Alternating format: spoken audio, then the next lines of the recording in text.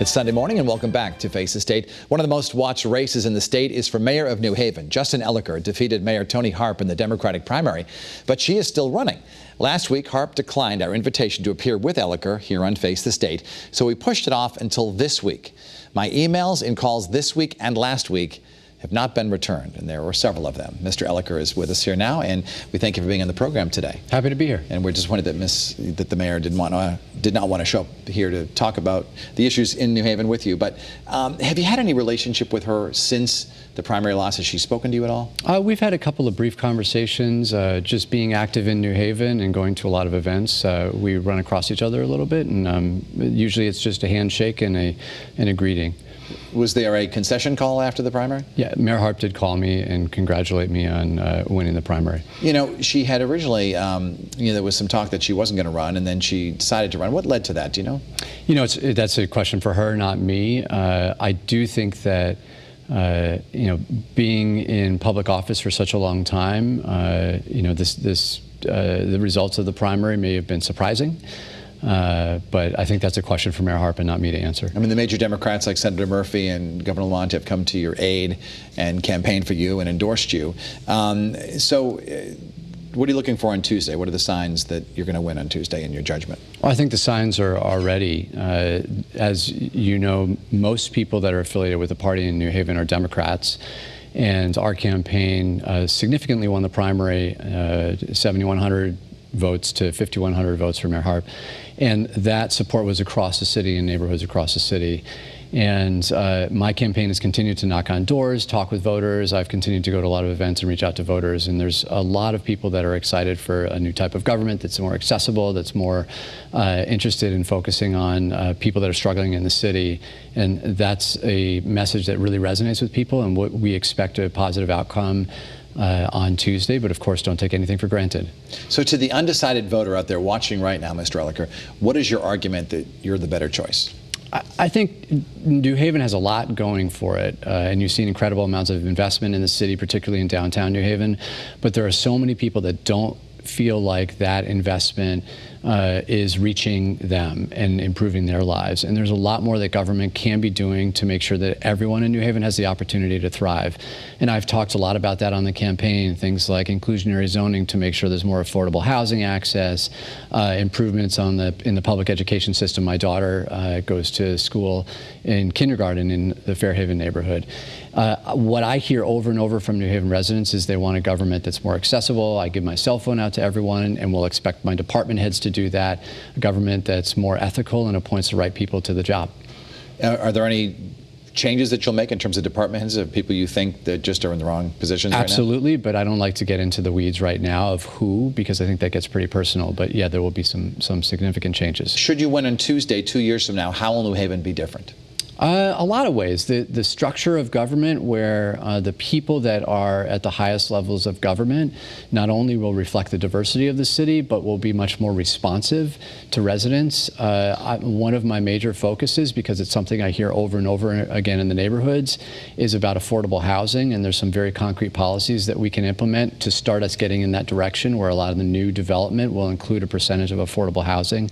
Another thing that I think is very important to the community is more access to free or low-cost youth programming. And then the final thing, it may not be the most exciting policy implementation idea, but we need to get our budget under control. We had an 11% tax increase last year.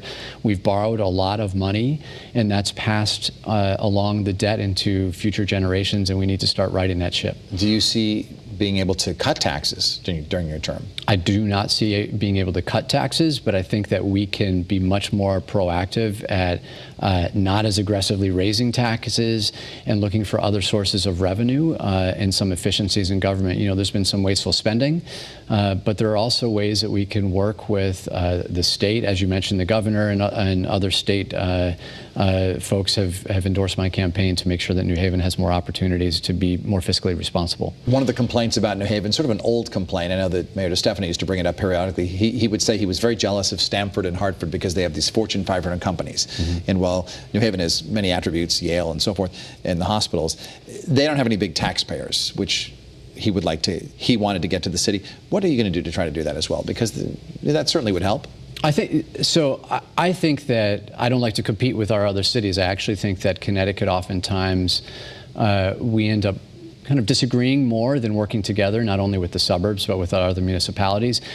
To your point, New Haven has a big problem where about 55% of our property is non-taxable because primarily Yale University, some state properties, other universities.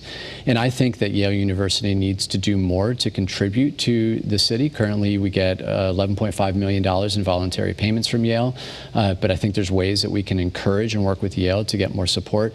Obviously, we need, it would be good to have more investment and more companies in the city.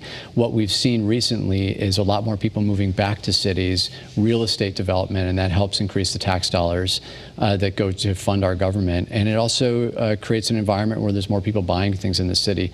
We need to continue making New Haven an even better place to live so that we're encouraging investment. We've got to do that in a way that also allows people that have been living in this community for many, many years to benefit from that kind of investment. What is your view on expanding Tweed New Haven Airport?